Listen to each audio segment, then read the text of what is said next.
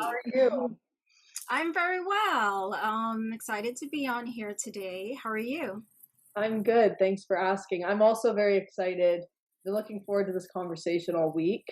Um, Oh, I did a little bit of research on what it is that you do, and I'm excited to kind of dive in a little bit deeper to that. So, why don't we start with I know you grew up in the Caribbean. Are you able mhm. to talk a little bit about that and your initial connection with nature? Oh, definitely. I think I can talk for days about that. um, so yes, I grew up in the beautiful Twin Islands of Trinidad and Tobago, but primarily Trinidad. And when I was young, my mom moved us to live with my grandparents, and my grandfather ideally had a lot of property, so it was fruit trees galore. It was like nature literally in your backyard, anything you could think about. There were exotic animals as well, the alligators, the snakes, the wild mongoose, dogs, cats, birds. And he also had an estate as well. So ideally, my cousins and I, we would, like have free range in terms of being outside, walking in the dirt, picking fruits, being in the mud, just immersed in the natural elements, ideally. And so the lifestyle there was very much laid back. It wasn't as intense and fast paced as New York or America, I should say. So it was really a nice blend because even though, I would go to school in the city, I would come home and I would still connect to nature and just be with the elements. And there is such a calm, that you feel within your body because ideally we are made up of the elements themselves. So that was really beautiful. And coming to New York, I found that after a period of time, of integrating and assimilating, because everyone's excited to come to New York. It's the big city, it's the lights, the people, the atmosphere. Eventually, you start to lose that sense of who you are ultimately, and then you want to connect back to something deeper that keeps you grounded. And this is where I came back into thinking about the life that I had in Trinidad and how it was all about balance. You work, you do what you had to do for the adults because I was a kid.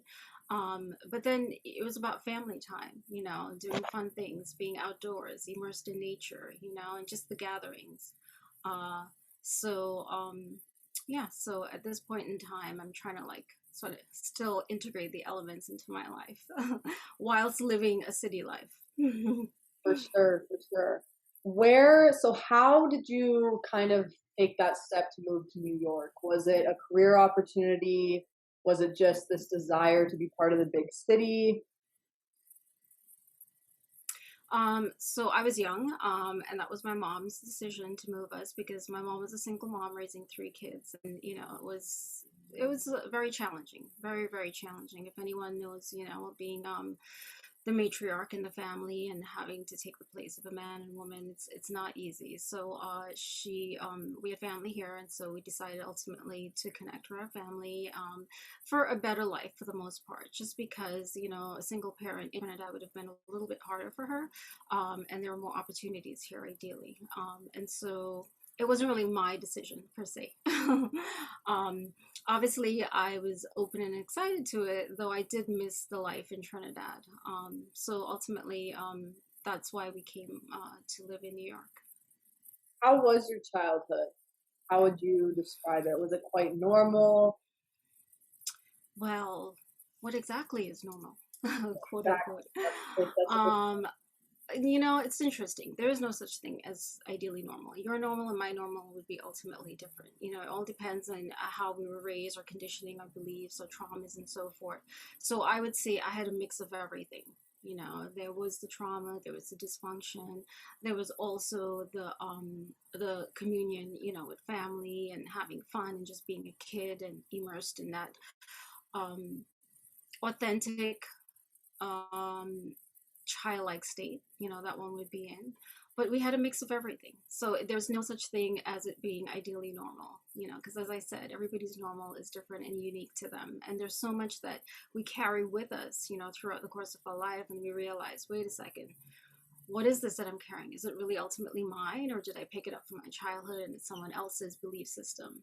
So ultimately, it was just a regular childhood in terms of having all the dysfunction and chaos that one normally tends to have. I like how you say that everybody's childhood and everybody's idea of normal is very different. I think we get caught up so much in this perfect scenario and this perfect life. Can you speak a bit more to how, obviously, our childhoods have a massive impact on our mental health in regards to trauma as well? Can you speak a bit more about how your childhood may have potentially influenced other aspects of your life? Well, what I would say is that it had a big impact on, you know, who I became as an adult. It impacted my relationships, my career choices, how I viewed the world. Because ultimately, from 0 to 7, you know, the neuroplasticity in our brain is malleable. So ideally, everything that we learn is based upon our senses. We don't have a rational thinking mind that kicks in. That usually kicks in later, you know, maybe like 8, 9, 10, where we could discern as to, you know, what a situation is presenting to us, you know, that our parent is upset and it's not something we take and we hold it like this is life and death, so to speak. So ultimately, you know, everything that we receive from our childhood, and this is, you know, for myself and everyone else, we carry that into our adulthood. But what happens ultimately is that, you know, for me, I think it had more to do with like a spiritual awakening, more so than anything else, where I basically came to a point where I decided something wasn't right. You know, I had to figure out who I was, what my path was, and my purpose, because the life I was living wasn't serving me the way that I ultimately would want to be served at the end. Like, if I go into my soul, you know, and I listen into the wisdom of my body, it's like something just seemed completely off. And so it led me down a path of just questioning and questioning and trying to figure out what it is. And so I've been learning a lot about trauma, you know, so that I could be trauma informed. Been learning about who I am ultimately, you know, and what is it that I'm here to present to the world. And so because of all of this, I have done a bit of deprogramming and unlearning, so to speak, as I find my path in the world. And it's not the same for everyone, unfortunately, because everyone's journey is unique to them. And most of us go through our entire lives never having come to the realization that, you know, we have these trauma imprints on us, which are embedded in our DNA. And we live with that and we get triggered by it and we don't know how to heal from it. So healing is critical. And for some people, they may have a moment of clarity where it comes to them and they go on a path to search it out and figure out how do I deal with this. And for others, they may have somebody else that comes into their sphere and ideally opens their eyes. So it really depends. But for a lot of us, that's not the case. We just go through a system where it's like we're on a repeat cycle. And so for me, since my awakening, so much has transitioned in me, even in terms of my health and so forth, and the path that I've taken. So I feel ultimately I was being led down a certain path. Like I experienced everything I had to experience, and then there was a shift that took place, and I awakened, and I had to question everything. And since then, I've been on a healing journey for myself. You talk a lot about having this imbalance in your life. What exactly does that look like in terms of the physical symptoms, the mental symptoms, the mental health side of things? I think as 20 some year olds, I mean, I'm in my early 20s. It's it's almost normal to feel this lack of clarity on where you want to go with your life or this inability to kind of see your purpose. So what did that imbalance in your life feel like? Hmm. Well, I think it manifested in so many different ways. It manifested in my hormonal imbalance, just not eating right, not treating my body the way that she needs to be treated, not feeling love within myself ultimately. That's a very big part of it. Not knowing how to integrate all the parts of myself that I sort of like put to the side and I say, well, I don't really like this aspect of who I am. I don't like my body part here. I don't like how my skin looks today, something to that effect. And basically dismembering, so to speak. So what I ended up doing is I started to integrate. I started to integrate because ideally at the core we are all whole beings. But then as we go through life with all our conditionings, we start to separate. So when you start to integrate then and going back to becoming that whole person and ultimately coming back to the core of who you are with the love that you're feeding yourself and nurturing. And it's a process you go through every day, whether it be with meditation, whether it be with affirmations, whether it be connecting to nature or doing some breath work or just cooking yourself a nice, delicious meal that nourishes you on a soul level. That is potent. So ultimately, bringing that back to me and not giving it externally out to the world and looking for the validation externally. So that's a big part of it, because as women in society, oftentimes we're giving away our power. We don't feel like we're in control of ourselves. We have fluctuating hormones, and that makes us moody at times. And then what are we labeled as?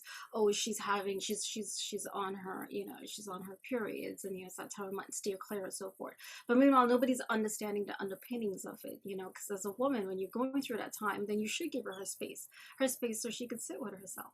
So just going through this whole process of understanding more about the body and how it works and comes together, I started to kind of open up my eyes and realize, like, I have to integrate myself as a whole being. And every day I wake up, I got to love this person. And I have to be grateful for her and who she is and what she's done thus far in this life. The good, the bad, the ugly, everything. Because we all have shadow sides to us. And what do we do with the shadow? We don't just keep it in the darkness and then it rises up at certain points in time and then we run away from it. No, we integrate the shadow. We go and see what it is that the shadow is trying to tell us and what does it need.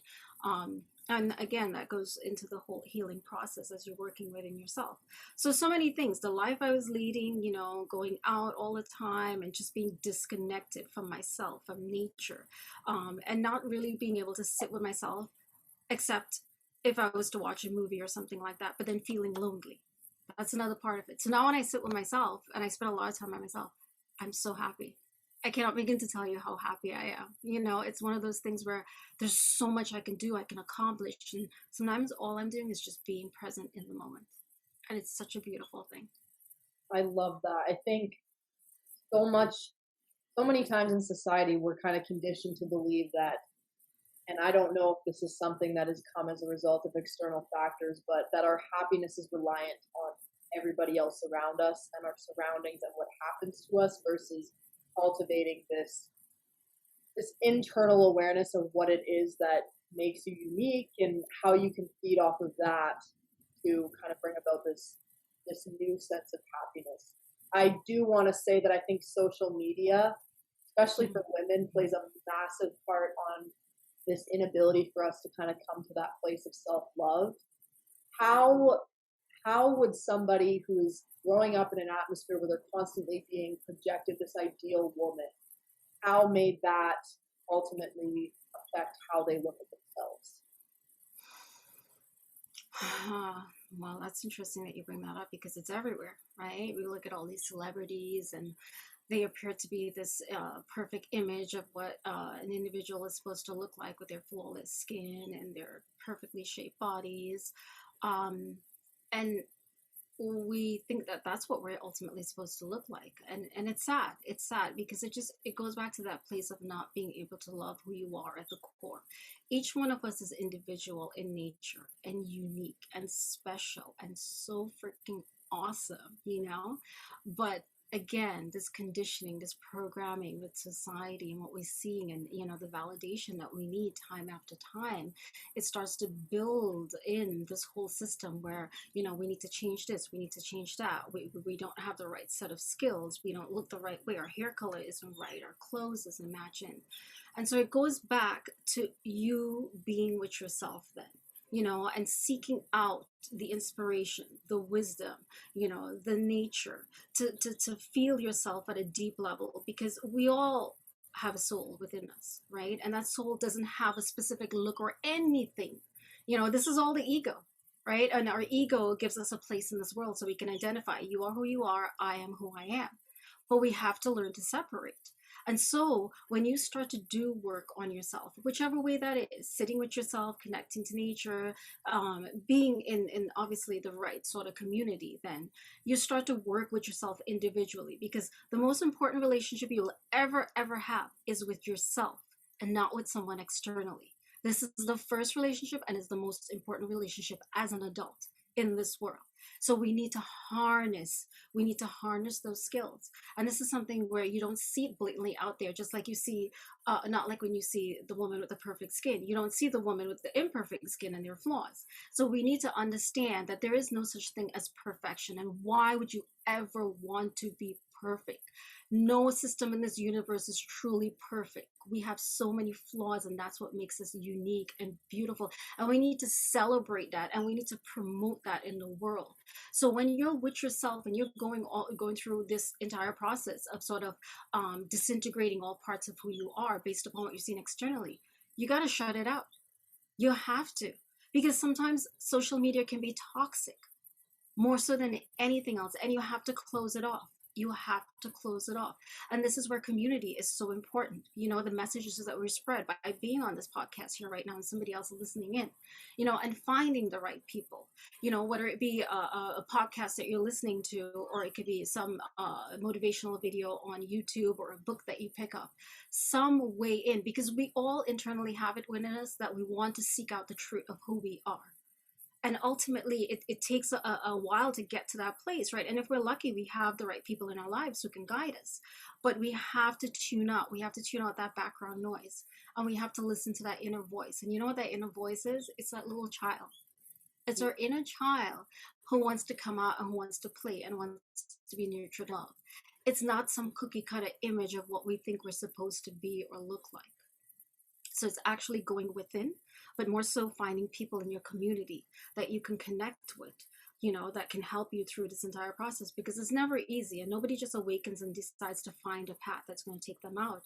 Oftentimes, there has to be some guiding light from within. But I would say social media is something that you have to be very careful with in terms of how you utilize it, because there's so much information that's out there that we shouldn't be tuned into. So it's like tuning into a particular channel. You know, you want to raise your frequency, your vibrations in this live, you tune into a particular channel. And so the work that we're doing, you know, myself and then, you know, being on this podcast, we're going to be able to reach people out there who may be going through something with their self-image and their identity and not finding their place in the world. And somehow it's going to resonate with them. And when it resonates with them, it's going to be an awakening that takes place. And they're like, well, wait a second. I am beautiful as I am, with my flaws and all. My hair is beautiful. My skin color, it's unique. It's special to who I am. You know, I came into this world, you know, in this particular body for a reason, you know, with a soul's path that I need to follow. So it may take a little while, but we can get there. And through all these messages, we can help someone that's going down a path where, you know, they're just not sure about who they are and trying to find their way out. So let's say I, for instance, know that I want to heal. I want to do some internal growth. I want to sit with myself and I want to reflect on who it is and where I want to go. What does that look like tangibly for somebody that maybe doesn't have the support system or the right guidance necessarily at the very beginning? What can a person do to kind of start instituting positive changes to achieve that goal of inner happiness and self-love, but also, like you said, be able to tune those things out? How does that look, and what can a person do to get there? Well, first of all, it all starts with your daily routine.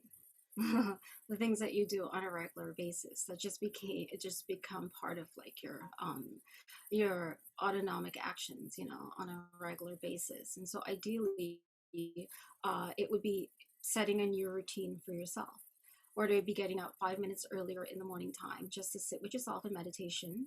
And there is a slew of meditation material out there on YouTube. I mean, I love listening to shamanic music, drumming, and I listen to that a lot on YouTube. But just getting out 5 minutes earlier, you know, sitting, putting a hand on your heart, you know, and just being grateful. Being grateful for being alive today, the breath that you're taking in, this life force energy, feeling into the life that's around you, and just being present. Something as simple as that, you know, can have an impact on your day. Now, it's something you need to do every day, not just one day and then you skip another day, because in order to really develop a habit, you know, it takes a period of time, you know, up to like 66 days or so, doing it consistently. But ideally, just making small changes, small incremental changes on a day-to-day basis. Let's say a woman is going through her menstrual cycle, maybe taking a few minutes to sit with what's going on in her body and understand that on a deeper level. And that's all it is. And then journaling afterwards. What do I feel? What is arising within me? Is there something that needs to be addressed? And what we fail to realize is the body talks to us. It is so potent and so magical and powerful. This is Mother Nature right here within us. So contrary to, like going off to the jungles of Ecuador or the Amazon, you could sit with yourself and you could connect right here to Mother Nature. It could be your breath, taking deep diaphragmatic breaths, something that we don't do normally because we're usually very shallow breathers. We're in a hurry and we're breathing fast, rapidly, and shallow breathing.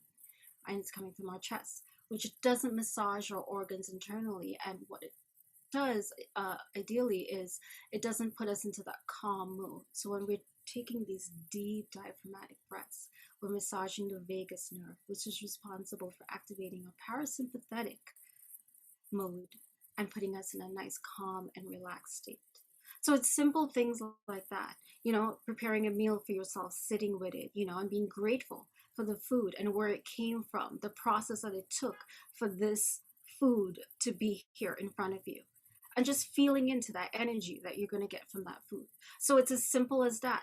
Daily affirmations, looking at yourself in the mirror and saying, you are special, you are beautiful, you are unique, you are here with a special path that is not like anyone else's, but just like yours.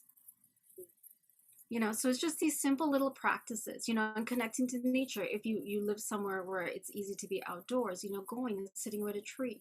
I was in Central Park yesterday. I had to go look for something for one of my trainings, and I just sat with a tree for a little bit and took in the sun. And I just said, you know what, I'm going to be present right now. I'm going to take it all in. It was a very cold day in New York, but I just took in the beauty of it, the wonder of nature and just being present in that moment, and seeing the people pass by and just feeling this happiness arise within me. So it's really the simple little things that we do on a day-to-day basis that's going to make a difference. I love that. I think that's very important. A lot of us, and me especially, we get caught up in trying to get to these bigger things and doing what we have to do on a daily basis to get to those bigger things. And I do think that the phrase "stop and smell the roses" it's very cliche and probably heard it a million times, but it's so true when you actually stop and think about how little time we truly do get and how each moment is truly valuable. Mm-hmm. I do want to talk a bit about grounding. I wasn't as familiar with Mm-hmm. this until as of recently. Can you kind of explain what grounding is and why it's important and how it affects your overall health and well-being? So, as you may have heard before, we have a chakra system. The 7 chakras in our bodies. This is like the spinning vortex of energy, and each one of them correlate to a particular part of the body, and they ideally relate to certain emotions or health issues that may arise. Good and bad. And actually, you can see it on both sides. These are my chakras, and the sayings are right behind. For each one. So ultimately, right, the first 3 chakras have to do with your place in this earth. The fourth chakra is your heart, and then the last 3 chakras have to deal with elevation and ascension, basically, of going outside the body and connecting to source energy or the divine, or God. So these first 3 chakras are so important for us and knowing what our place is in this earth. So even though we can have a spiritual practice, we can sit in meditation, breathwork, and so forth, we always need to know our place in this world because we are here for a reason and we are made of the elements. And as such, we have to know how to work within this realm of being in the earth. So as I said, we have Mother Nature within us, But then we also have her externally. So when we get the chance, grounding, things that we would do, we walk barefoot in nature, we walk barefoot in the sand, we feel into the energy of the earth, we sit with the plants. I love having plants around me, bringing the indoors, the outdoors inside. That is so potent and powerful in and of itself. And just seeing that, and even having animals and spending time with them, and connecting deeply and feeling the love, because we're all made of energy, and the energy just transfers when we're vibrating at that level where love is just emanating from us. So ultimately, when we're grounding, we're feeling into this earth's energy and the magnitude of that, and that is lifting us up, because our cells start to vibrate, and the frequency that it starts to vibrate at, it elevates and elevates. And when we tune up that vibration, right, and we get to a high frequency, this is when we allow in so much beauty into our world, because we're giving out and we're receiving so much love. So that grounding is something that we can connect in with nature, we could connect in with plants, we could connect in with sitting in the sun. We're always looking at the elements. We have the beautiful sun that is streaming in right now, and this rejuvenates me. I mean, I can't tell you how I love the sun, so I can't wait for summer. And I'm also from the Caribbean. But the moon is another magical, mystical element that's out there in the nighttime. Moon bathing, taking in that moonlight. So feeling into all these different elements in different ways and integrating some aspect of it into our life helps us ultimately to be grounded and to know what our place is in this earthly realm and how to walk this path that we're on then. So that's all it is. It's just a matter of connecting to the earth elements. So people always say that the type of energy that you put out into the world is ultimately what attracts what you're able to attract. Um, and a lot of the times you hear in conversations that if you want something, then that's the type of energy that you have to be willing to put out there, and what you do, basically that energy attracts. So what would you say to the person that is maybe has heard that before and wants to make that positive change, or just wants to attract better things in their life? How does that necessarily work? So the law of manifestation, right? Law of attraction. Well, basically you need to align. You need to align that energy then with whatever it is that you're looking to receive into your life. It could be love, for example. And we're just going to use this as an example. Ultimately, you want to look at what's going on in your life and how open you are to receiving love, because oftentimes we can feel like we want this so badly, why isn't it coming to us? But there's so much debris that we have there that we have not cleared within ourselves, so that acts as a block in terms of manifesting and bringing that love in. And what ultimately would happen is we would bring somebody into our life that would be the exact same person that we had in the past, that the relationship didn't work out and was unhealthy. So we always have to go back to the core of who we are, whether it be a job that we're looking to attract, or whether it be, a new life path. What is it that's there that really needs to be cleaned up within ourselves? Because we always need to be working on who we are individually. And once you start to work through that and you start to see things that are no longer serving you, you release it. It's always about releasing, because think about it, when you go in a space and if it's completely cluttered, how are you supposed to start anew? How are you supposed to feel that fresh, vibrant energy? You can't feel it, right? So you have to clear that path. So if you're looking to invite something into your life, you have to sit with what you have right now and see if you're in alignment, right? And as you're going through the process, if you find that what you're looking for isn't really coming, then you have to see, is it that you truly want it? Because sometimes we want something, like we want to manifest, we want more money in our lives, but then we have blocks on this, meaning that we grew up from childhood and we have a programming where we were told all the time, like, oh, you can only make such and such, money doesn't grow on trees, we don't have a lot of money. And so you grew up with this thinking now, like, oh, I'm never going to be able to make a lot of money. So there's a block there and you have to work through it. And once you start to open up and release, you're able to allow whatever it is that you're truly looking for, that's aligned with your heart and your soul's purpose. Because oftentimes we can also attract what we don't want, but it's because there are parts of us that we need to work on and healing. So that's important to take note of. Whatever it is that we're attracting, if it's attracting to us, if it's not in alignment, with our soul's path, then it's not going to bring us the happiness that we think that we're supposed to get from it. So I would say, do the work on yourself first, open up, and always work from a place of love. The heart emotes the strongest emotion out into the world, and that is healing. Healing in and of itself, love. Love, the most potent emotion there is in the world. It can transform anything and everything. And if we all pull our energies together and we just release this love out into the world, oh, the miracles that would happen. That would be peace, for sure. Let's talk about hormones.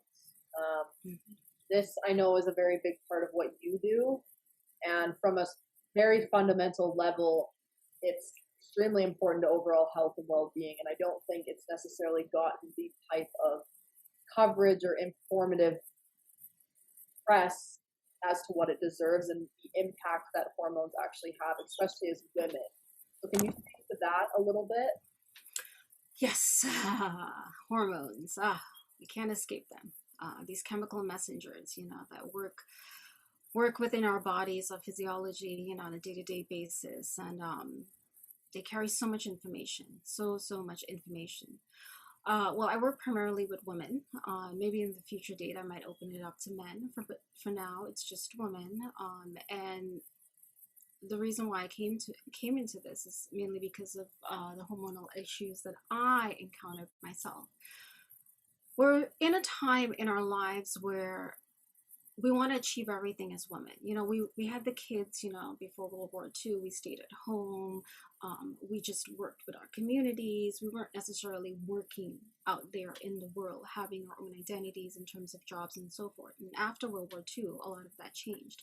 Women started going back to work, and then they were still tending to their families. And so what has happened now in our society is that women have these roles that they're playing where they're constantly having to measure up to a higher level of attainment in terms of what they need to accomplish. And when we're trying to do that and still take care of our families and still cook and still do all the errands and the chores, guess what happens to us? We get burnt out. Our hormones go out of sync, out of whack. We don't get proper sleep. We're not nourishing our bodies. We don't have a daily routine that gets thrown out the door. And on top of that, we have so much environmental pollutants. It's not even funny. And then we have now a high rate of infertility. Most girls have issues with their periods in terms of PMS, irregular periods, no periods at the end of the day, PCOS, endometriosis. It just continues on and on. And so when we go back and we look at somebody's routine now, we want to see what it is that's ultimately going on in their day-to-day life. Are they taking the time to tend to that inner garden?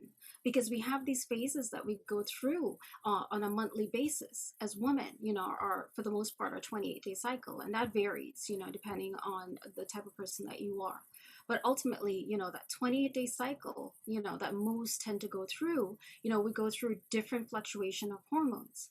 And so what often happens now is that we find that these hormones, when they're supposed to rise at certain times, they're not rising, or, when they're supposed to be released, we're not getting the hormone that needs to be released.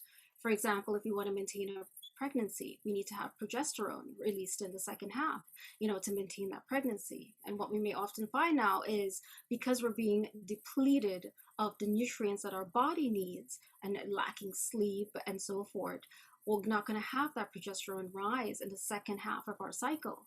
And it's unfortunate because then that can't hold a baby in terms of being able to carry a pregnancy. So just something simple as that.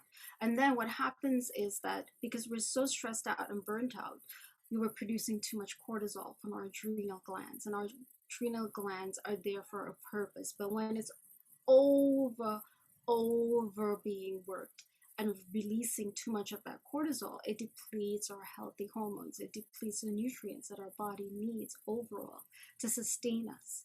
And so when we look at our lifestyles and our diet, it's not conducive to a healthy, hormonal, balanced, stress-free life, unfortunately. So this is so critical, and it's everything that we do ultimately, because there's BPA in plastics, that binds to our estrogen receptor sites in our body, and then when that happens, now we have a buildup of estrogen, and so we become estrogen dominant. And at the end of the day, they're estrogen dominant cancers, unfortunately. And so all of this came more so after the World War II period. And we can look at that in a lifestyle, because I'm sure you, my dear, are pretty busy with your life and active and trying to do as much as you can, right? Because you want to make sure, I know as much as I can, I get everything in, but I still have fun and I still enjoy my life. But unfortunately, this sort of fast paced momentum is not working for us, but is working against us. So oftentimes, the medicine that we need is just to take a step back and say, wait a second, what am I doing? Is this serving me in the way that it's supposed to? Because ultimately, if I achieve everything I can and I rise to the top in, whatever area it is in my life, but then when I'm like 50 or 60 years old, I'm completely burnt out. I can't even get up out of the bed. I can't even, understand my body anymore. I have to take, all these different sort of medicines and pills and so forth just to get by each day. Then something ultimately isn't right. So we have to deconstruct a lot of what we've learned thus far and a lot of what we've had sort of ingrained into our system of how we're supposed to be as women in this world. And we have to go back to the basics, right? And we really have to understand our cycles. That's first and foremost. We have to understand the process of what happens during these 4 different phases. What happens to our inner ecology during this point in time, and how do we nurture each stage as we're going through it? And then we have to look at our diet and our lifestyle. What are we eating? Are we getting adequate amounts of sleep? Sleep is so potent and one of the most healing medicines there are. Something simple as just getting enough sleep. Like when you're tired, going to bed and not staying up that extra 2-3 hours, because then your body's not able to do what it needs to do. It's not able to basically do the cleanup in the nighttime. We're always regenerating our cells, our skin. There's so much that has to be flushed out in terms of toxins. And if that load doesn't get flushed out of us, guess what happens? It gets recycled back into the body and it just continues to accumulate and accumulate. So ultimately, when it comes to hormones, it's extremely complex and it's extremely detailed, in terms of going through so much of it. And so I really don't want to like delve into it and sort of like throw you off. But what I ultimately will say is that it goes back to just looking at your diet and lifestyle and your day-to-day routines and taking that extra 5 minutes in the morning, whether it be to wake up with some gratitude, whether it be to make a meal for yourself and truly feel the energy from what it is that you're eating, or getting that extra half an hour sleep at nighttime. Because oftentimes what we treat in this Western society is symptoms, and we're never treating the root cause, right? Because if you treat symptoms, it's going to come back at some point in time. So we ultimately need to go to the root cause. What is it that's leading you on this path? First of all, to have a dysregulation in your hormonal system. So you talk about um, obviously the dysfunction with hormones and all that stuff, and having external factors that ultimately influence that, and then that influences our well-being. Birth control is a very hot topic right now on social media in the world of health and wellness. What can be said? Obviously, everyone has their own opinions about whether or not it is healthy to be on birth control, but how is birth control affecting us on a cellular and then also on a mental health level? I know it's a very hot topic. Birth control. Well, let's look at it this way. Anything that you put into your body that's not natural, it's going to have a negative impact on your life. So that's first and foremost. And I was on birth control for a short period of time, about 3 years. And with birth control, I know so many girls out there are going on it for a myriad of reasons. Like I said, there's so many different issues right now coming up in the world with girls. Most of them are having, irregular periods as it is. And so naturally, their doctors are putting them on the birth control. When you go on the birth control, you have a false bleed. You're not having a natural bleed, right? And when you have a normal bleed every single month for a period of time, however many years that may be, it is so healing for your body, because we have estrogen and we have progesterone, those 2 important vital hormones that are released. And what happens with that is it nurtures your heart. It helps with cardiovascular health. It helps with the bone density. It helps with the digestive system. It helps with neurotransmitters for your brain health so that you can make these connections. It helps with your sleep. and on and on and on. There's so many different things. And so when you've had a natural bleed for, let's say, over 13 years, the effects of that when you go into menopause is going to be tremendous in terms of the benefit, because when you reach a certain point in time, when you go into menopause, certain hormones start to drop. Your sex hormones are not producing your estrogen and progesterone anymore, those two potent powerhouse hormones, right? And so what ultimately happens then, we don't have those hormones in our body the way we would have them before to sort of nurture us and sustain us. And so oftentimes we're put on, bioidentical hormones, and hormone therapy and so forth, and which to each person is obviously going to be unique, and that's an individual basis. But ultimately, having this natural bleed is therapeutic to us, and what it does for the mental health is, we have serotonin, 90% of which is made in the gut. So when we're having that normal bleed every single month, we're going through a normal cycle, eating hopefully well, not so much sugar or seed oils, and whatever else may be affecting you, dairy and gluten, if that may be, then you're having this natural production of serotonin that's taking rise within your body, and that really gets us going then, and that's our happy hormone. At the end of the day, we have GABA, which puts us into that nice, relaxed, calm mode, and it's important, when we want to go to bed at nighttime. We don't want our minds racing and to be scatterbrained and all over the place and feeling anxious and so forth. So all of these neurotransmitters, those two and many more, are so powerful for us in being able to just regulate our nervous system.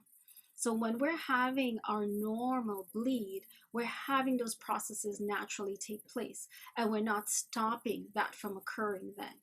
So ultimately, when we take the pill, we're stopping the natural cycle that's taking part in our bodies, which is holding us up for the rest of our lives till we decide when the time comes that we're no longer here on this planet. And we always go back to like the tribal days, right? I always go back to this point in time.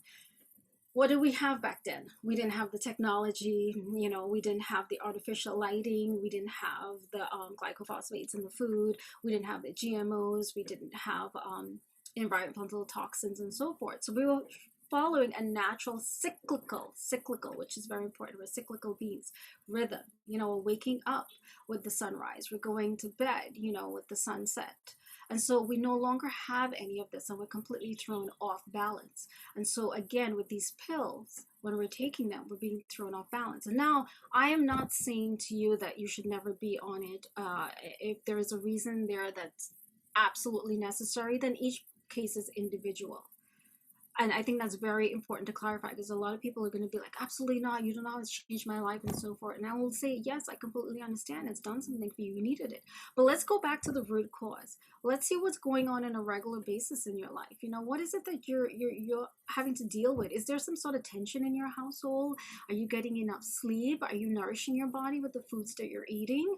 And we go back to that place and we look at that, and you're going to find so much there. You're going to unearth everything. It's like Pandora's box just from that place. So when it comes to the birth control, I'm always going to say, try to go with your natural rhythms and understand your body, how it works, the beauty of it, what it's here for, the job that it has to do in helping you along throughout this life. Because once you nurture it and you love it the way you're supposed to, and you feed it the right types of foods, and you give it the sun, when it needs that sunlight, and you have your connection and so forth in community, it can be this powerhouse that carries you through for the rest of your life and sustains you, so you wouldn't have to be on any external drugs, because we need these natural processes to be able to get these neurotransmitters working optimally. We need all the regular processes of our heart beating the way it's supposed to be, of our bones not having the brittle bones, which a lot of women tend to have when they go into menopause. And more often is because they've been on birth control for a very long period of time, because it depletes the nutrients. There's always something that's being taken away, contrary to what you may think. So again, I'm not trying to say that, an absolute no, every case is unique and individual, but if there's a possibility that you really can go to the basis of what it is that's affecting you in terms of your life, then I would say work with that first. I 100% agree. I was actually just similar to you, I was on birth control for about 3 years, and I noticed a decrease in my mental health over that time. And I thought, you know what if I started doing a bit more research, and it was kind of eye opening, the symptoms and how they aligned with the type of birth control that I was on. And so I made the decision to come off it. And I feel like obviously there's that period of time in the couple months Mm-hmm. after where you have this massive hormonal imbalance, um, just due to your body trying to figure out what's going on and how to kind of rebalance all of that. But I can honestly say that coming off it was one of the best things I could have done personally for myself. Again, it is a very personal choice, but it Mm-hmm. it was eye opening for me for sure. Well, that's really great to hear that you were able to, do your own research. I think, again, it goes back to giving away our power. We need to educate ourselves. We don't need somebody else to tell us everything about our bodies and what's going on within. We need to be able to tune in and tap into this wisdom that's there naturally. And we can know what's right and what's wrong, because so many women go to doctors and they're telling the doctors all these symptoms that they have. And doctors like, oh, we're just going to put you on a pill. Oh, it's all in your head and so forth. No, you don't want to be giving that power away. You want to be able to know what's going on within yourself and look at your life, and what is it that you need to work on. What do you need to change? Gut health is critical. I mean, everything that we put in has an effect on this microbiome, within our body. And it's so important for us to just understand that, just from a basic level. Whatever you eat is going to be transformed in our body, in your body. But it's either going to be feeding you or it's going to be destroying you on some level. All right. And then we're going to go back and break it out now. Well, why am I eating what am I eating? What is it that I'm not getting in my life? Is it love? Is it attention? Do I feel lost? What is going on out there? And so then we have to work through all the emotional like debris, and see what aspects of our life that we need to focus and change on. And then you will find this transition within yourself then, like all of a sudden, oh, well, I don't need to eat, that other piece of,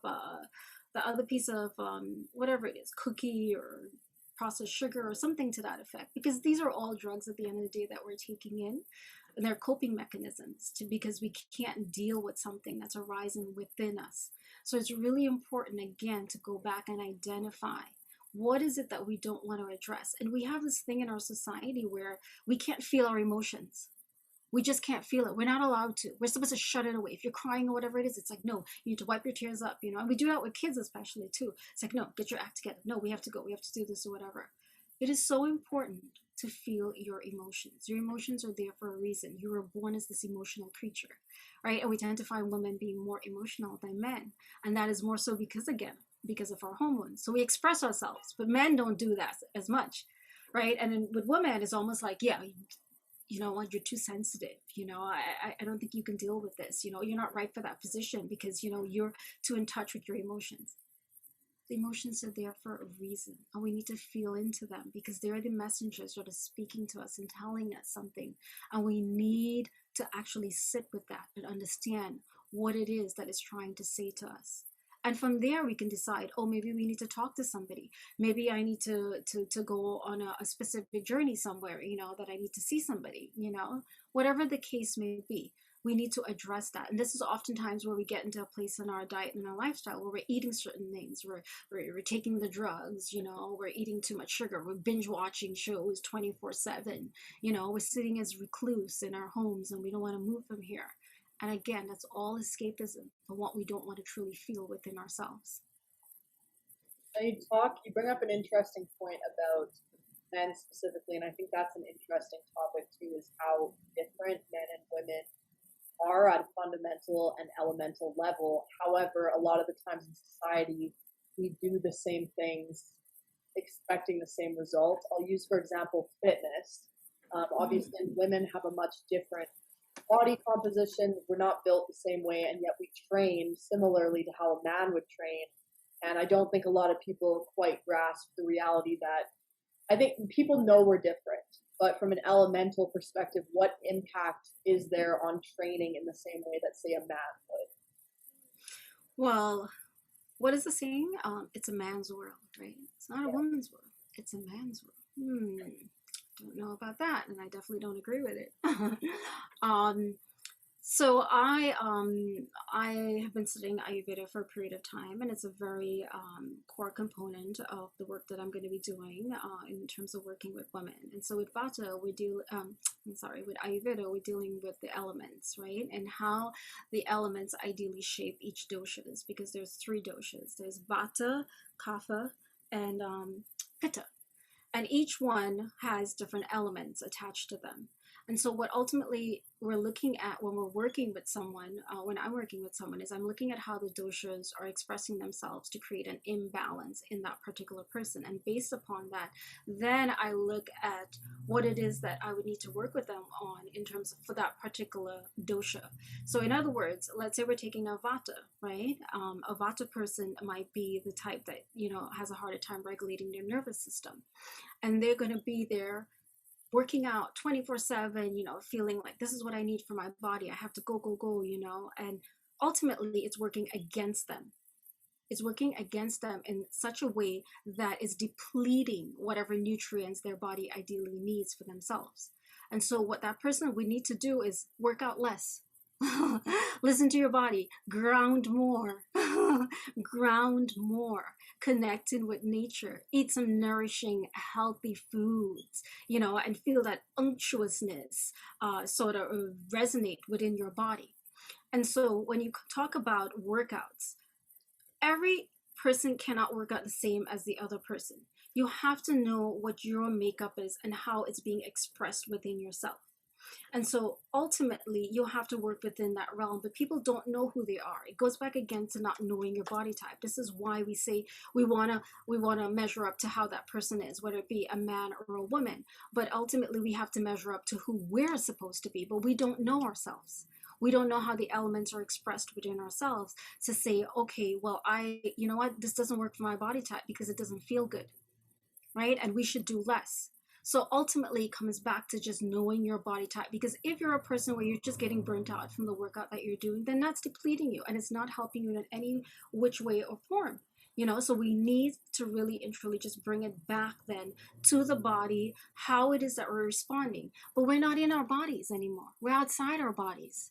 That's what it is. We're outside of our bodies looking at everybody else and trying to measure up to the standard that's created by society. If we come back in and we sit with our bodies are going to tell us, listen, I don't really want to do that. I don't like that at all. I'd rather go for that 30-minute walk through the park. I'd rather go on a hike here, with my friends, because then I'm adding two elements to it, the nature and the community, and having that connection take place. So it's not being outside our bodies, but coming back into our bodies and feeling into what it's trying to tell us and understanding, like if you're interested in Ayurveda, and I know it's something that's not quite out there because not everybody's receptive to it.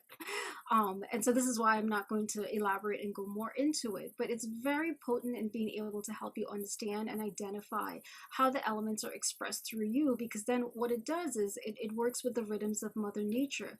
And once you start to understand the symbiotic relationship, that's occurring, with nature, you start to see yourself differently and realize, wait a second, I need to work with this particular element so it's expressed a certain way or it doesn't get overexpressed. And then this is where the ill health comes out. This is where the disease manifests in its body. So what will work for one is not going to work for another, because we are all unique and we are all made up, in a different way, shape, and form. And we have to go back to that nature that's within us then and understand it at a deeper level. So this way we come to understand that, what, we don't need to be like a man. We don't need to be like the woman who's doing 60 hours a week at work, or being at the gym every day, because at the end of the day, that as well is a stress on your body. Okay, so anything that becomes too stressful, it can work against you and not for you. And when you have that release of cortisol, it's constantly taking place, constantly. Cortisol breaks down everything in your body and it saps your body of the nutrients that you ultimately need. And this is why we end up with adrenal fatigue, where we're completely burnt out and we can't even get out of the bed. So what I say to you is, don't even look at that person on the outside. Stop, turn it off, cut it out, cut it out. You don't need it. Come back to your body. Take a day and just sit with yourself. And if you don't know how to do it, you take 5 minutes a day and you sit with yourself. And feed into the wisdom. What is your body trying to tell you? Your body speaks to you on a profoundly deep level. because inherently there is that wisdom that lies within. And once we know how to tap into that, we become powerful, potent beings. And this is a good part of my work because I'm going to be doing a lot of womb work going forward, and this is something that I've been expanding, with all the trainings. I myself, as a woman, I love to learn, but it's also because I've taken on a different path where I want to know as much as I can so that this way I can work with others to help them on their journey. Because that's ultimately what it is. It's about helping one another on your journey because we're all walking each other towards the same destiny at the end of the day. And what is that? We're all walking each other to a place where we're ultimately all going to get to after we leave this world. So we want to work together with each other and help each other. That's the most important thing. Not break each other down and not try to be like each person. Everyone has their own unique special gifts that they're bringing to the table. And that comes in terms of how they look and how they carry themselves and so forth. Most important thing, as long as you're coming to the place where you're at with an open heart. Open heart, and you have boundaries. And what do boundaries look like for the average person? Because I know we live in a world where everybody says yes. If you say no, you're kind of looked down on. How would a person go about setting healthy boundaries? How do you know what those boundaries are for yourself? And why does it matter that you do that? Obviously, mentally, it's a massive thing to be able to set boundaries. But how does a person know what those boundaries are and how can they effectively set them? Boundaries.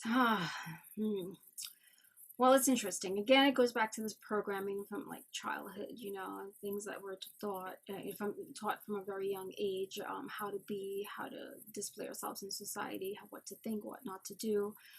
So from a young age, we're sort of like creating the sort of way of how we're supposed to carry ourselves out into the world. And that carries us through adulthood, and ultimately traumas and so forth that we carry with us as well put us into different places, because when we're experiencing some form of trauma, whether it be fight, flight, fawn or freeze, oftentimes we can get our boundaries invaded upon and we don't even realize it. And what it looks like, it might be something like, for example, you're sitting with yourself and you had a perfectly fine day and all of a sudden you're having all these negative thoughts arise within you, doubts, fears, and so forth. And you would not know for a second where they came from.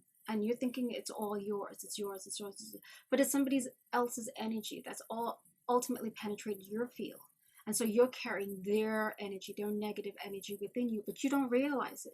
Most of us have no idea what it is. You ever talk to like a friend, you sit with a friend and like, friend's carrying such a heavy load and you're listening to the friend and all of a sudden you're starting to feel this heaviness within you. You're like, oh my God, this is a lot. I don't know if I can take this on, right? That energy is being transferred. It's being transferred over to you. So I also do some shamanic training in terms of learning how to clear the energy. And a lot of that has to do with your intention. And being able to, create like a nice bubble of white light, if that be, and surround yourself with this protective energy. And ultimately, if you've ever been around somebody where you feel too much negative energy, you want to come home, you want to set an intention, and you want to release anything that is not yours. We always want to release whatever is not ours at the end of the day. That is so important. But knowing my space, like who I am right now, what my role is, and what your role is. And so, in other words, I have an integrity in terms of what I'm doing and how I'm working with someone or how I'm talking and conveying, and without trying to carry the weight of who I am and what I'm doing onto you. Right? That's so important for me to keep it there, that there's like a delineated line there. But some of us are so susceptible because we don't even know who we are. Again, we don't know who we are, so we take on somebody's negative energy. Sometimes it can be great to take on somebody's positive energy. My younger brother, he's so high vibrational. I would love being around him. I mean, it's like he is like up there and I can be like, oh, and then all of a sudden I'm around him and it's like, whoa, you feel different. That transfers over and it's beautiful. So knowing who you are and what is yours is so critical, because you have to know yourself and know what you're carrying with you, because oftentimes it's not yours, it's somebody else's. And it could be generational, it could be ancestral, it could be collective. Like for the pandemic, we were feeling the weight of the world on our shoulders, and we were feeling the sense of, oh my gosh, is everyone going to be okay? Even if you were okay in your home, you're just worrying about everyone else out there. So there's so much that we can carry, but we have to learn to release, because if we don't release, we can't ultimately be in the place where we need to be in and do what we need to do. Because if we're carrying that worry within us constantly every day, then it starts to deplete us, right? And our energy is important because we have so much to do. Whatever it is that we're working on, what path our life is, we need that energy. We need to call it back into ourselves. We need to call it back, and we need to have a distinction: my space, your space. If you have something you're going through and I sit with you, then you know what? At the end of it, maybe you should go and get some help, because this was a lot for me to have to deal with. But unfortunately, I can't save you. And we have to realize that we can't ultimately save anybody. We can just help guide them on a certain path. I mean, obviously, if somebody is dying or something, that's different, and you can go get a CPR, or resuscitate them, that's different. But when someone's going through a really difficult time, we can only offer up, the space to hold them and listen to them. But then we need to bring it back into ourselves, and we need to separate, because that's important. So you're from New York, obviously the biggest city in my opinion, where there's this hustle, there's this bustle, a constant grind, and we live in a world where if you're not grinding 24/7 towards reach your goals, then you're not doing enough. And mentally, that can take a massive toll. Hormonally, it takes a massive toll, obviously, with all the stress, the lack of sleep, all that kind of stuff. What advice would you give to a younger woman who maybe feels that pressure from society to constantly do more, but doesn't necessarily know what she can do or how she can help herself? I would say go to your heart space. Put your hand on your heart and sit with yourself every day. Just put your hand on your heart and sit with yourself and ask the questions that you can't ask regularly or generally to the people outside. And it could be to whatever external God, source, divine. You sit with that and you ask for this guidance. You ask for them to show you the way. You ask for them to bring people into your life that help open the doors for you, because it is a heavy load that we're carrying. This life is not easy. It is absolutely not an easy life, but it doesn't mean it's not a beautiful life. It can be an absolutely beautiful life, but we have to really heal. We have to heal, because each one of us has something we're carrying from our past that's pulling us back, holding us down, so that we cannot elevate and just be these beautiful beings of light out into the world. So I would say sit with yourself every single day. And in doing so, you're taking some time just to go within. And that is important. That is so important. I can't tell you, when I would be in the hustle and the grind, I had no idea who I was. I had no idea what it meant to just sit with yourself. I had no idea what it meant to meditate, or just to take some deep breaths. So simple things such as that, I would say you sit with that and you start to break the monotony. You start to break the intensity. Because oftentimes what we'll find is we end up changing the direction that we were on ultimately. And we're no longer meant to be on that specific path that we think it's supposed to be the one. It's supposed to be the one of the hustle and the bustle. And we start to change. And we have to listen, because we have an intuition within us, a very powerful intuition. You want to call it that gut feeling that you have. When we activate our pineal gland and our third eye and we get that intuitive hit, it's natural. But we question that because we don't know how to be in our bodies. So once we get back in our bodies and we start listening and we start asking the right questions, we start to get the intuition naturally flowing in, and it gives us the guidance. It gives us the answers that we need to lead us forth. Because ultimately, we all do need a little assistance in this world. And if we don't actually see it manifest out there in a real person, then you know what? We call for it within. And then eventually it will manifest as a real person that you happen to meet and you have a conversation and you'll be like, wait a second, where did that person come from? Isn't that so weird? I was looking for something and this person just came into my realm and they basically gave me the ideas that I needed, right? And it opens up a whole new world. So I would say go back to your body, sit with yourself, hand over your heart, and ask the questions. And make sure you set this intention.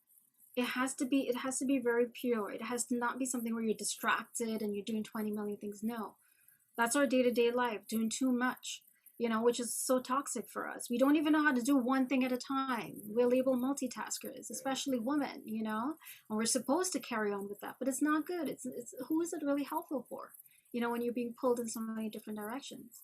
So sit with yourself. And that's hard because I'm saying this to you as though it's something so simple. And that is probably one of the hardest things for a woman to truly do if she's not used to sitting by herself and tuning into the wisdom of her body and getting the intuition.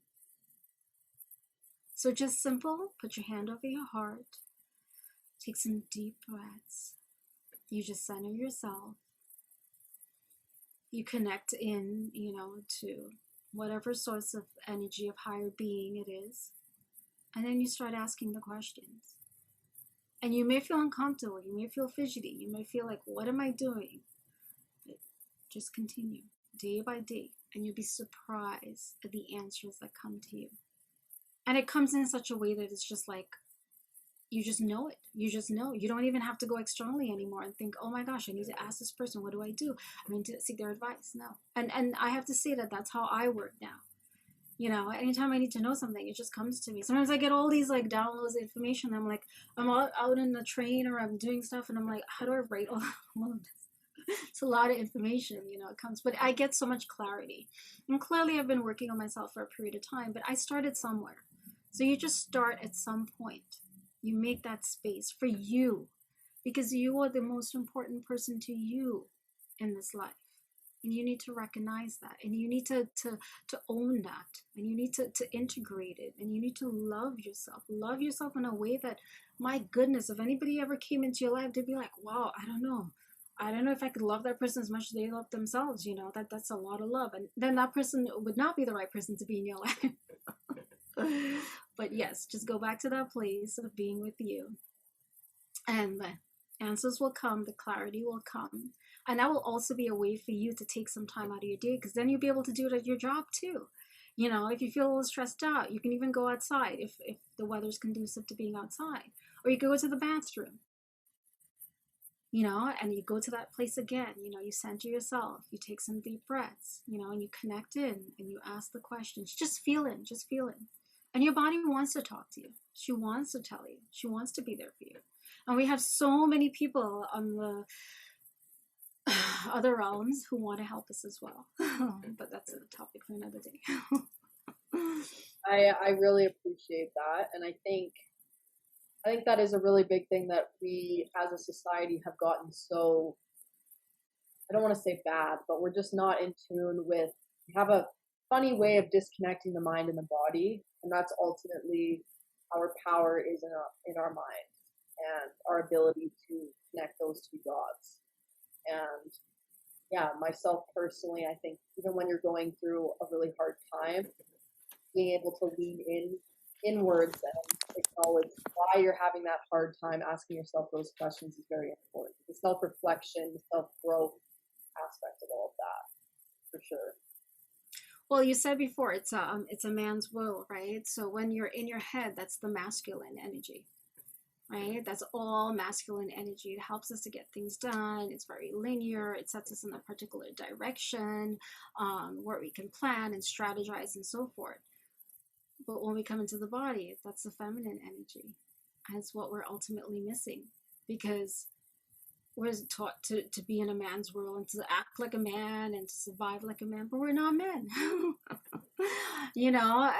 This is a female body, for those of us that identify as females, and we have to have a healthy balance of the masculine and feminine. And what I find more than anything else is just that we're lacking in even connecting to the feminine wisdom of the body, right? And this feminine energy is potent. It is so potent. And I say that word so often because it's a powerhouse. And when we know how to connect in with this feminine form medicine, of this beautiful energy, the Shakti, that rises and flows with us, it puts us in this state of just being and knowing. And we don't have to strategize, and we don't have to plan. It's this creative force that lies within us. And this is how we birth life. Because ultimately, who gives birth to a child? It's a woman. It's a woman's womb, that's the portal, right? That we birth this physical life. But we can also birth creation, whether it be a project, whether it be something that some idea or some vision that you want to bring to life, whatever it may be. So it's so powerful and so potent.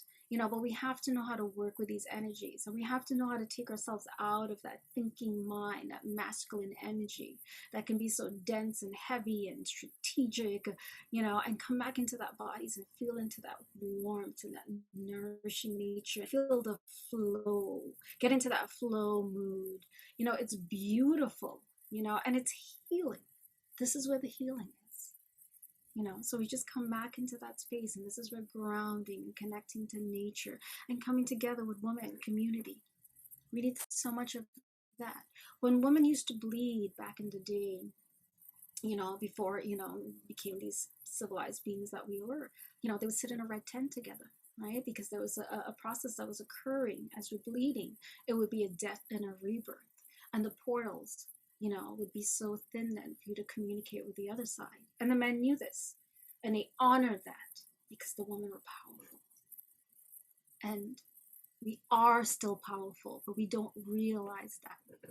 And again, we've given away our sovereignty. We've given it away. We need to reclaim it, right? And get into that feminine body, and feel into the love that she has and what she wants to do for us. And let that Shakti flow through, the divine mother. Let her flow through. Let her love us and hold us. Because where do we come from? We come from that womb space, right? We were held. We were in this beautiful amniotic fluid. We were being nurtured. We were given all the vital nutrients that we needed to sustain us. So ultimately, we go back to that place when we need that nourishing, we need that love. So this is where the feminine is. We have too much of the masculine. Let's bring the feminine up. It's time for the feminine to rise. And everyone has masculine and feminine energies in them. But obviously when we talk about women are again in a world where they're being led by the masculine, and it's working against us. So when we look at hormone health, we look at stress and so forth, there's so many other components to it. And this is why when I work with women, I don't just look at it as, oh, let's just change what you're eating. Oh, let's just look at your cycle and so forth. No, we go back to the deeper components to who you are ultimately as a being, and what it is that you're here for, and how this vehicle, that you're in is being carried through your life.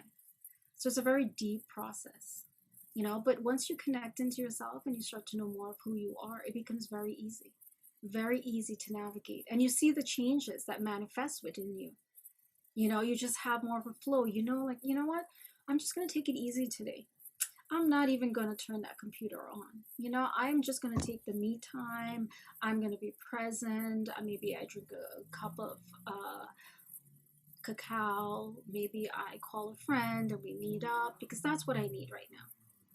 That's the medicine I need. And this is where the feminine is. And we work together. With each other. It's not like one at the top and one at the bottom. Companies that flourish together, then it's not like a top-down structure. It's a community structure. We're working in harmony. Are you happy with what you're doing? Are you being are you being given the right accommodations? Are you happy with your settings, with your pay? All that. We're working with each other. And this is ultimately what life should be about, but sad to say it isn't. So we have our work cut out for us. Yes, 100%. One last question, just to finish this off. As someone who has struggled with mental health, specifically depression, anxiety, and you get obviously into those really low places, whether you're extremely depressed or you're extremely anxious, a lot of the times thinking about something or trying to sit with yourself doesn't necessarily feel like it works. Is there something else that a person could do besides asking themselves these questions in order to pull themselves out of a really dark place? Yeah, that's a really good question. Obviously, not everyone is able to really recognize, what they're going through and how to address it on their own. So what I would say is reach out to somebody. We should all have that one person, who's our support system. And I know it's really hard, again, to say, because some people come from these different dynamics where they just don't have that family member or a friend, that they feel comfortable sharing with, or reaching out to. So first of all, I would say, if there's somebody that you really, really trust, reach out to that person and talk to them, because that would be your saving grace at that point in time, just to be able to have that connection, because then that person can ideally give you that support that you need. And if that is impossible, I would say reach out to some other member of your community, whether it be in your school, whether it be in your job, because, at your job, you have human resources. And oftentimes you can go and let them know that, I'm having this issue, and they can assist you in getting resources. And if you're at your school, is there a counselor that you can go talk to? So there are all these different resources. If you're in a church, if you go to a community center, if you have a cousin, or somebody, even if they're in a different place, a different country or something like that, that you can reach out to at that point in time, just so you can have that connection. Yes, that is completely vital, because clearly not everybody knows how to sit with themselves. It could be a practice that they have to develop over time. And then for some people, they would need that one-on-one with another person. And that's where, working with someone as a facilitator and so forth, is very helpful. But yes, just reaching out to somebody, and just having them hear you out. And this is another thing, in communities, and something I'm looking to do is to create circles for women where we could just sit together and women could just share whatever it is that they need to share. No judgment, no questions, nothing. Whatever it is, you just need to offload, because we need more of that in our society, because sometimes we say things and we get judged for it, or it's analyzed, or we think, oh my gosh, but that person gets ostracized.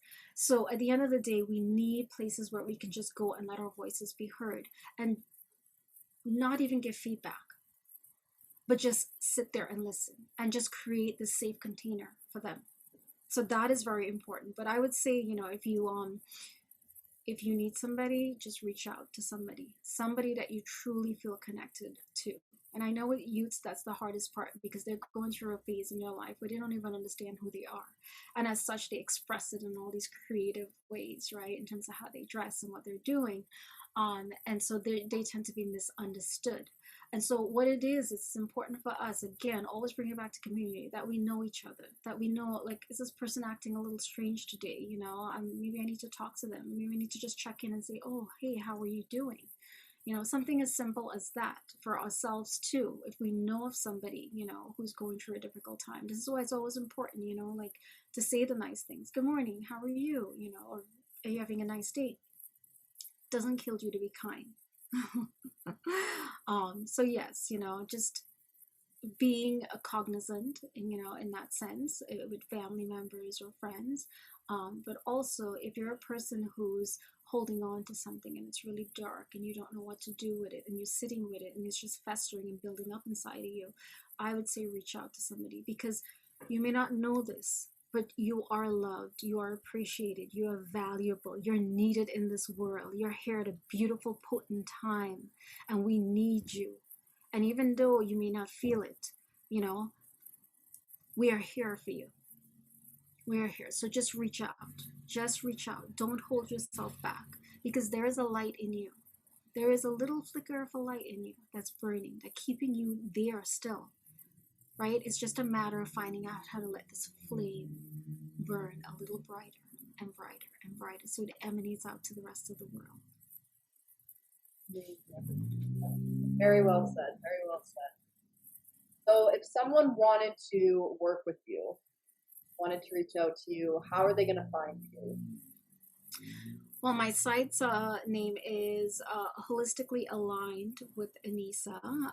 I am in a process of redoing my site a bit, because I've done a lot of different trainings and I really need to integrate that in. So during, I would say, this month to next month, you'll see a bit of changes with my site and the structure and so forth. But you could reach out to me on my site. I have a submission form that you can send in any questions, or if you want to do a discovery call, we can do that as well. But ideally, that would be the best place to reach out. And eventually I will be doing blogs and ideally sharing more information out there, just so people can just love themselves at the end of the day, because that's what it's about. Just coming home to your bodies and realizing you are this beautiful vessel of love and vitality, you know, and living your truth in this world, Anisa, in a woman's world. yes, that is the motto for 2020. Mhm. Anisa, thank you so much for taking the time to do this interview. I am looking forward to seeing how you go about these next changes, whether it's in your business or your life. And I appreciate all the wisdom that you were able to share today. Thank you, Kendall, for having me. It's been an absolute pleasure, and please keep on doing the work that you're doing. You know, mental health is something that ideally everyone gets affected at some point in time or another, whether or not we know it or we don't know it. So, the work that you're doing to bring awareness is so vital, you know, because ultimately we all need to heal on some level or another.